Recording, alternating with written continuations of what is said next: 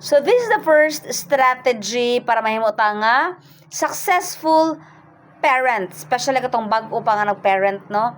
Bago pang naginikanan. So first day is dapat na ay gitawag nga the love cup strategy.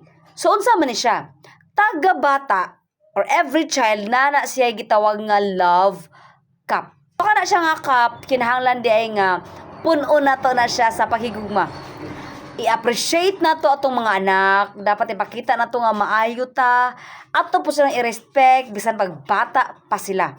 So kung mapuno na nga cup, naa na po sila i-share nga pahigugma ngadto sa uban.